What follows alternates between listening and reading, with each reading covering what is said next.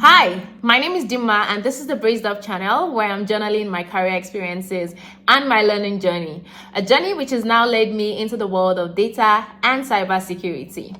Make sure you are braced up for impact. So a few months ago when I started my Google cybersecurity program, I shared with you that I had created a hypothetical company called Niger Limited, which was in the business of creating software applications with the goal of making people happy.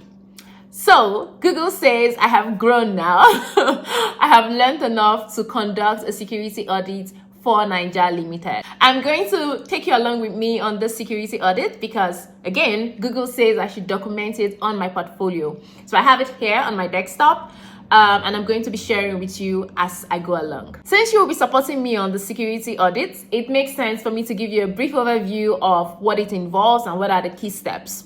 We'll start first with what is a security audit. You probably already know this, but a security audit is really a review of an organization's security controls, policies, and procedures against a set expectations, which could be internal standards or external standards or both.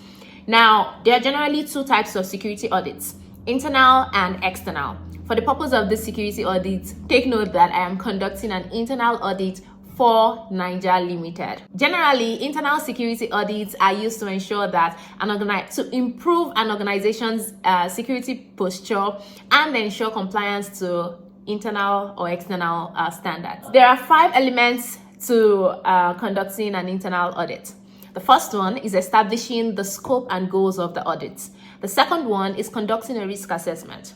The third one is completing a controls assessment, and the fourth one is assessing compliance, and the fifth one is communicating the results to stakeholders. Now, because I'm doing this audit live on video, I am already communicating the results to you as I go live in action. So for this portfolio assignment, Google has already done steps 1 and 2 for me, and that's what I'm looking at here on the screen, my risk assessment. So the scope covers the entire security program at Niger Limited. So all the assets and internal processes and procedures will be considered for the implementation of controls and compliance. Goal is to assess the existing assets with a controls and compliance checklist, which I will be creating, in order to improve the overall security posture of Niger Limited. From what I can see on the risk assessment, Niger Limited is at a risk score of 8 on a scale of 1 to 10. That's not good. So I've created a controls and compliance checklist, which we will check in connection to the risk that Google has already helped me to identify for this hypothetical firm. I should say Google and Coursera. I always keep forgetting that. I'm looking out for 3 main controls. The first one is administrative controls, and this generally involves policies and procedures that govern the human components of cybersecurity. The second one is the technical controls, which will include firewalls, intrusion detection systems, antivirus products, encryption, and other solutions that address the technology part of cybersecurity. The third one is physical controls. This includes the simple physical things that we know, like doors, like surveillance cameras, like badge access cards, all of those. Now, on the compliance side, I'm going to be working with the NIST CSF framework, and you already know, I mentioned this in the last video. And this is a general standard that we'll be using alongside the system and organization controls. That is the SOC Type 1 and Type 2.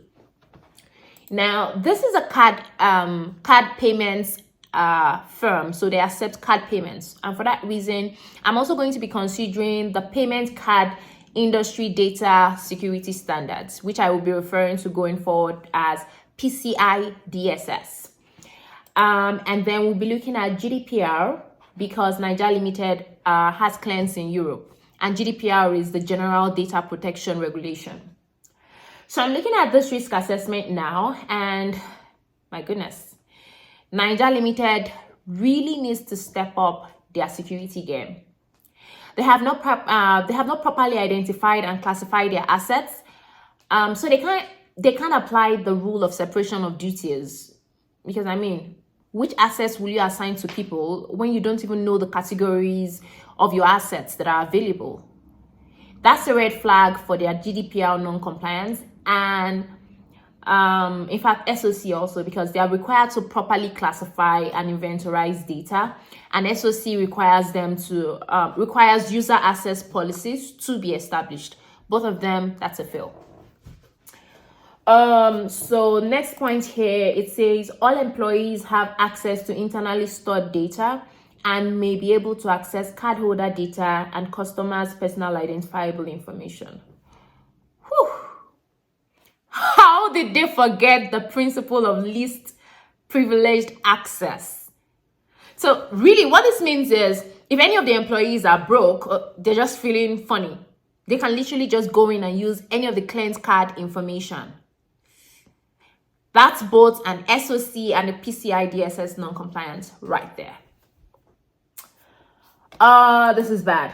At least if you're going to be so lax on who has access, one would have expected that you at least use encryption to protect the data from being readable to everyone. Oh my.